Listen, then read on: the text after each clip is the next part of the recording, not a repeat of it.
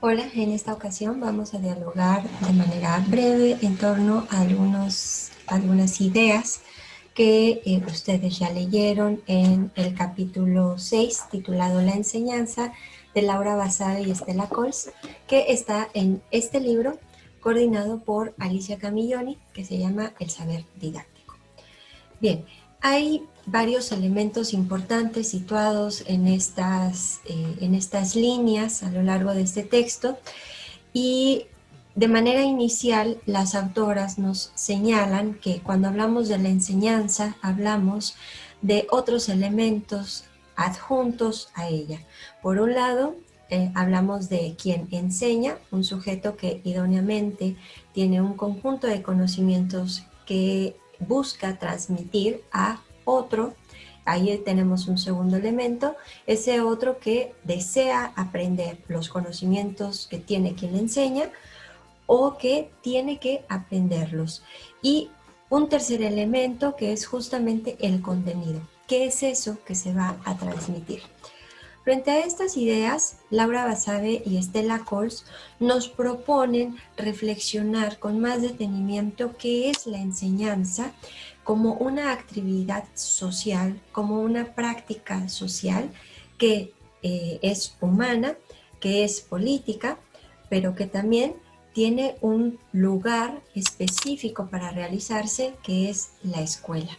Y cuando nos hablan de que es una actividad humana, señalan un planteamiento de que no hay otra especie que haya logrado sistematizar, como lo hemos hecho los seres humanos, las prácticas de enseñanza, ¿no? Esa sistematización consiste principalmente en darle una intencionalidad a aquello que se enseña, ¿no? Hay un motivo, hay una orientación, hay una serie de propósitos por los cuales lo que se enseña, el contenido, es valioso y debe ser aprendido por otros, pero también en esta sistematicidad que le hemos dado a los seres humanos, la enseñanza puede tener una característica de graduación.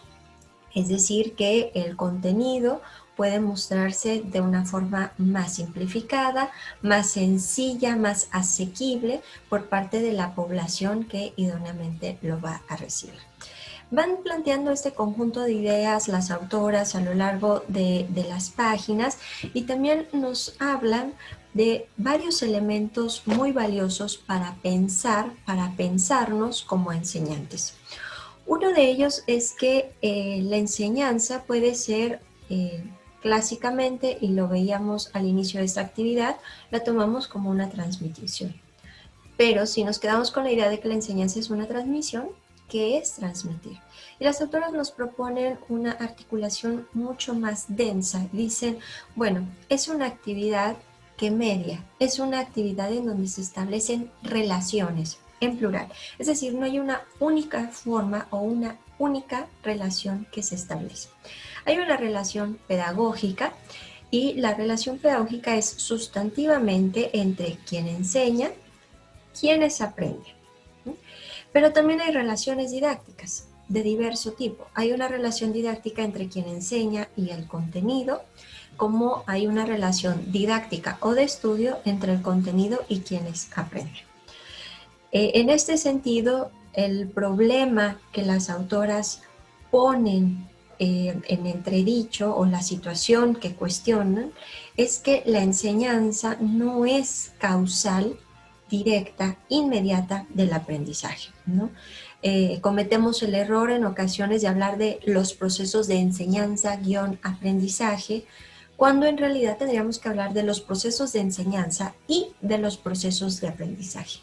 Antes hemos revisado qué es aprender, qué es el aprendizaje, y algo que estuvimos dialogando es que justamente el aprendizaje está decantado en que requiere haber disposición para aprender, ¿no? Y entonces lo que las autoras plantean es justamente en esa misma línea. Bueno, quien enseña puede tener un propósito y quizá haya un aprendizaje, pero hay que ser muy cuidadosos en tomar ese aprendizaje como un elemento directamente relacionado y asociado solo, subrayo el solo, vinculado con esa enseñanza.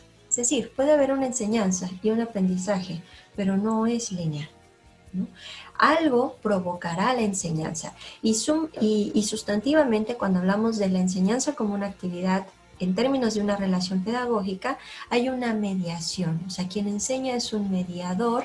Dicen las autoras, hay básicamente dos mediaciones: cognitivas y sociales. En términos cognitivos, el mediador procurará acercar el conocimiento, acercar el saber, o eso que llamamos contenido, acercarlo a quienes lo van a aprender y colocarlo a disposición de ellos para que quienes aprenden hagan cosas, desplieguen algunos de sus recursos. Estos recursos pueden ser distintos, para aprender con H intermedia, es decir, hacerse de ese conocimiento, apropiarse de ese conocimiento. Pero también hay una mediación social. Idóneamente en la escuela y en diversos espacios no formales o informales, muchos de los aprendizajes y de estas relaciones o interacciones con objetos de conocimiento suceden colectivamente. Entonces, la mediación social supone también el diálogo que se puede establecer en quienes forman parte de un grupo o de una comunidad de aprendizaje, según sea el caso, ¿no? Y entonces ahí hay una responsabilidad social de quien enseña, llamémosle docente, una responsabilidad social de este docente en el sentido de procurar una promoción del aprendizaje. Si recordamos el texto anterior que ustedes revisaron sobre el aprendizaje, hablábamos de un clima de aula, un clima, es decir, ciertas condiciones que se preparan por parte de quien enseña para que idóneamente quienes van a aprender se sientan motivados, se sientan desafiados o tengan ese incentivo por aprender lo que se les propone y otras cosas más, ¿no? Entonces, el enseñante, él o la enseñante, el docente, ayudan a dirigir el aprendizaje de tal manera que quien aprende puede establecer su propia relación de estudio con ese contenido, ¿no? Entonces, la enseñanza es una actividad intencional, es sistemática, ya decíamos. Hay una idea muy valiosa que señalan por ahí las autoras entre la página 129 y 130, de que, bueno, la enseñanza la podemos tomar desde una dimensión descriptiva, ¿no? Todo esto que hemos dicho, pero también normativa. Y lo normativo corre el riesgo de situar el deber ser. El deber ser, entonces, vamos hacia cómo debiera ser la enseñanza, lo que es una buena enseñanza, etc. Si bien esos elementos nos inspiran para acercarnos a prácticas de enseñanza que promuevan aprendizajes, no debemos tomarlos como elementos incuestionables, ¿no? Porque nos dicen las autoras, retomando algunas ideas de quienes han estudiado la enseñanza como práctica reflexiva, que aunque esta puede ser una práctica sistemática, es decir, se puede planificar, se puede anticipar, se pueden anticipar los elementos que tienen lugar en el momento en que se enseña y en el que otros aprenden, la enseñanza enfrenta al docente a un flujo constante de situaciones inéditas, complejas, que tienen lugar en escenarios relativamente inciertos, ¿no? Entonces, la enseñanza es sí una práctica intencional, pero también es una práctica que requiere, que exige reflexión constante. Eso supone estar tomando decisiones todo el tiempo,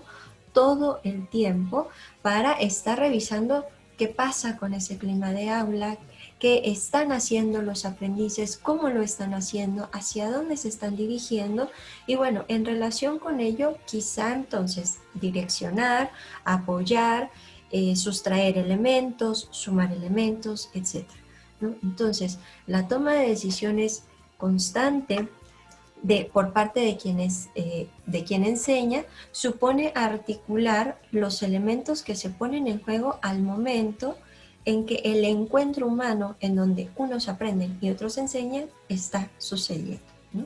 Por eso es que no podemos guiarnos, podemos encontrar manuales o textos que nos digan la enseñanza tiene que seguir estos pasos o estos momentos.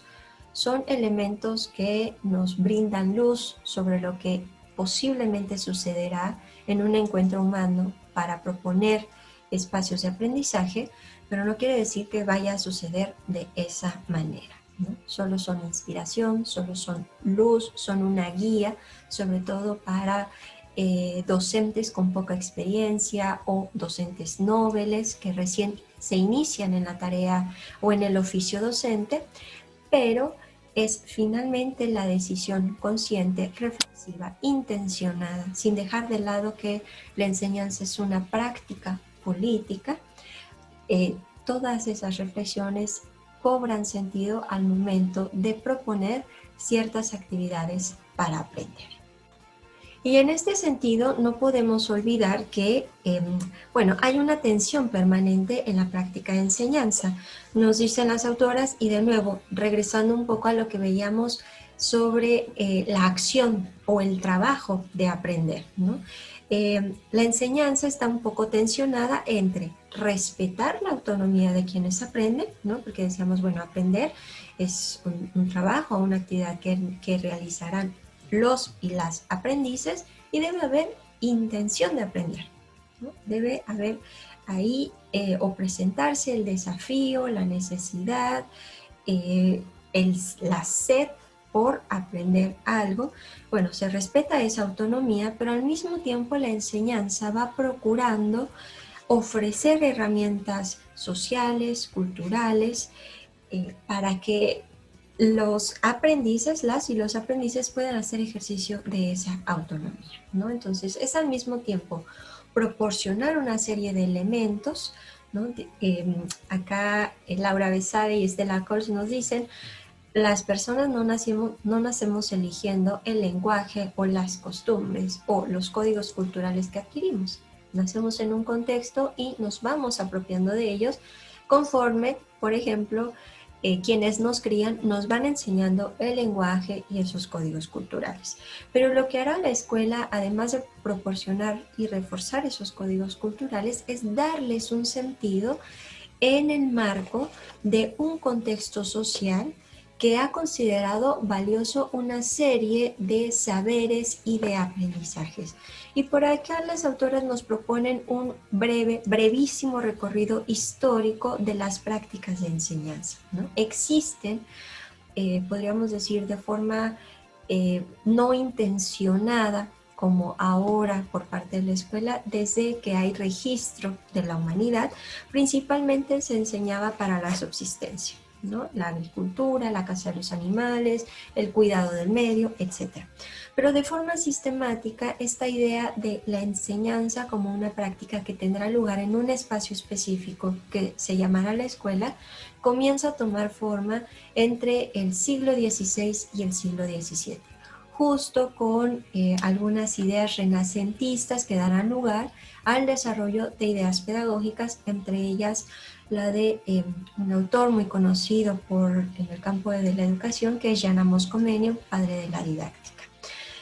Jan Amos Comenius hará una propuesta sobre cuáles son los elementos mínimos que debe tomar en cuenta quien enseña para enseñar, ¿no? Y ahí es en donde está el papel de la didáctica. Más adelante dialogaremos sobre algunos de estos elementos. Y entre el siglo XVI y XVII, que comienza a tomar forma la escuela, bueno, se irá desarrollando, pero será hasta el siglo XVIII, y para el caso de México, hacia el siglo XIX, cuando la escuela pública, como la conocemos hoy en día, esta construcción moderna de la escuela, vaya tomando todavía más forma en términos de la contemporaneidad. Una escuela laica, una escuela que forma al mismo tiempo a las y los ciudadanos que en ese momento el contexto requiere, pero también una escuela que va proporcionando un conjunto de saberes, de habilidades, de valores que se requerirán para desarrollar y ejercer los oficios de ese contexto en el cual las personas educadas trabajan, ¿no? Y entonces tenemos dos líneas que se irán atendiendo de manera paulatina. En algunas ocasiones tendrá más peso uno que otro, y acá regresamos a este elemento que discutíamos desde el inicio de la educación como una práctica política, porque bueno, las autoras se preguntan qué enseñar a quiénes, en qué momento y desde qué enfoques o desde qué miradas, ¿no? Entonces, bueno, está la formación del ciudadano y del trabajador, digamos, pero al mismo tiempo también hay un interés de un cultivo académico, no solamente fabricar a ese ciudadano, sino también proporcionar elementos para que esa persona pueda reflexionar, pensar, crear de forma independiente a lo que, o distinta quizá, a lo que el contexto está demandando, y también procurar un desarrollo personal, un desarrollo humano, ¿no? Entonces tenemos esos tres intereses, esos tres, podríamos decir, objetivos o fines pedagógicos, colidiendo en ocasiones un poco más tensionados, en otras con una convivencia más armónica, presentes en nuestras prácticas de enseñanza. Y bueno, sobre este último punto, algo que nos mencionan las autoras que es importante o valioso considerar, no perder de vista, es que el docente tiene unas intenciones pedagógicas. Esas intenciones pedagógicas están relacionadas con esto que decíamos antes, qué tipo de hombre, de mujer, de ser humano es ese al que yo contribuyo a formar desde un espacio específico que es la escuela, ¿no? En la escuela, nos dicen Laura Besabe y Estela Cols, es un espacio social especializado en el que se enseña de modo descontextualizado. ¿Esto qué significa? Que se enseñan los contenidos, los saberes, a veces son saberes científicos, a veces son saberes culturales, pero se enseñan fuera del contexto en el que fueron producidos. Pensemos por caso la geografía, ¿no? Ustedes aprenden geografía, enseñarán algunos elementos de geografía, pero no los enseñarán tal cual fueron producidos por los expertos.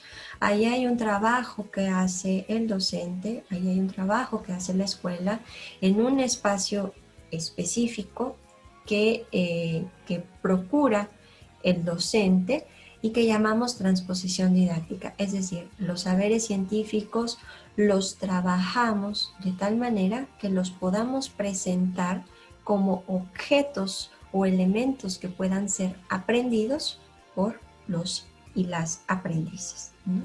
Trabajaremos en las sesiones posteriores sobre este tema, ¿no? Y que tienen que ver con otros elementos que señalan también las autoras, por ejemplo, el tiempo. ¿Cuánto tiempo disponemos para trabajar este contenido, este saber, ¿no? ¿En qué grado?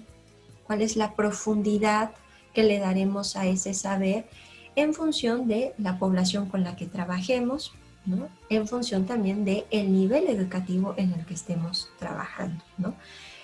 Podríamos pensar, quizá por sentido común, si hablamos del espacio, de las coordenadas geográficas, de la idea del medio y el ser humano en sus relaciones con el medio, bueno, si esos saberes los presentamos a un infante de 6, 7 años, deberán tener cierto lenguaje que sea comprensible para ese aprendiz, ¿no? En función de su contexto, y será distinta la presentación que hagamos de estos mismos saberes a jóvenes entre 18 y 20 años, ¿no? Entonces, de nuevo, ahí hay un trabajo que hace quien enseña, ¿no? Y entonces se va precisando las posibilidades de la relación pedagógica entre el profesor y el contenido, pero también entre el estudiante y ese contenido, para dar pauta, dar espacio a que los aprendizajes sucedan y se vayan